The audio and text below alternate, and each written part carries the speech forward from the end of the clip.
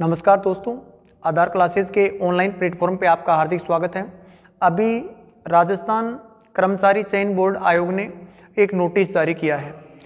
आगामी जो भर्तियां होनी हैं उस भर्तियों से रिलेटेड उन्होंने एक नया रूल बनाया है और वो रूल आपको ध्यान में रखना है, अन्यथा आगे जो परीक्षाएं आप देंगे उनमें वो बात बहुत इंपॉर्टेंट है।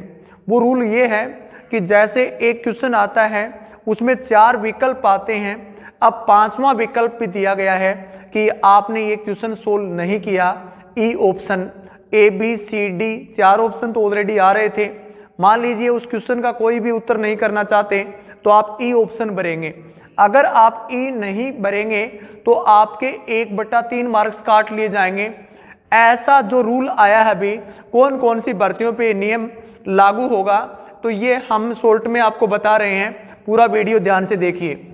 इसमें सबसे पहला फैक्ट ये है कि प्रश्न पत्र हल करने के जैसे कर्मचारी चयन बोर्ड आयोग के द्वारा ये 19/12 को लेटर जारी हुआ, जिसमें प्रश्न पत्र हल करने के बाद अभ्यर्थी को ये सुनिश्चित करना होगा कि उसने प्रत्येक प्रश्न का एक गोला गहरा भर दिया है। इस हेतु निर्धारित समय के बाद अभ्यर्थी को 10 मिनट अतिरिक्त का समय दिया जाएगा। जिस अभ्यर्थी द्वारा 10% से अधिक प्रश्नों को किन्हीं 5 गोलों में से गहरा नहीं भरने पर उसे अयोग्य घोषित किया जाएगा। टोटल क्वेश्चन है उसका 10% जो क्वेश्चन बनते हैं वो अगर आपने गोला नहीं भरा है तो आप भर्ती प्रक्रिया से बाहर माने जाएंगे। इसके बाद में अगला रूल है, प्रत्येक प्रश्न पत्र के 5 विकल्प होंगे। प्रत्येक प्रश्न के ए बी सी डी ई 4 तो ऑलरेडी पहले आ रहे थे, ई और ऐड कर दिया है। आरपीएससी ने ये रूल ऑलरेडी लगा दिया पहले भर्तियों में।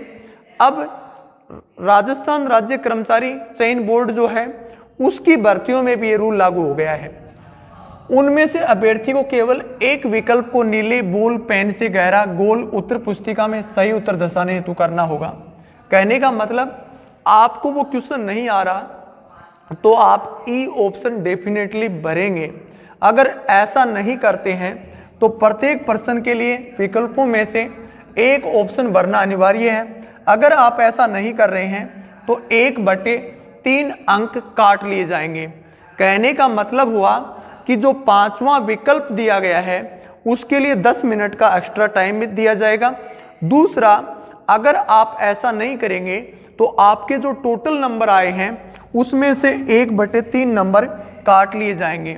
और ये रूल अभी हाल ही में आगामी जिन जिन भर्तियों पे लागू रहेगा वे हैं सूचना सहायक सीधी भर्ती, कनिष्ठ लेखाकार भर्ती, संविदा महिला स्वास्थ्य कार्यकर्ता भर्ती, संविदा नर्स सीधी भर्ती, संगणक भर्ती, कृषि पर्यवेक्षक सीधी भर्ती, पशु परिचर भर्ती।